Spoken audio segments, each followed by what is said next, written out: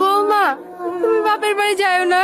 তুমি বাপের বাড়ি চলে গেলে আমাদের মান সম্মানের খুব ক্ষতি হবে। হ্যাঁ, আপনাদের আবার মান সম্মান আমাকে কেউ আটকাতে পারবে না।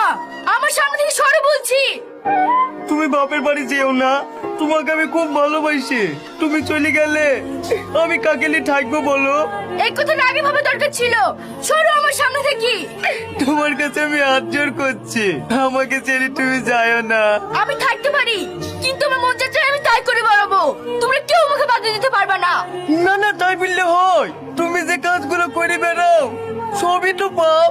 তাহলে বাপি ভাইকে আটকাইছো কেন? ছাড়ো আমাকে। এই বাবু, বৌমা চলে গেলে বৌমাকে আটকা। মা, ও খুব জেদি, ও আমার কথা শুনবে না। চলো ঘরে চলো।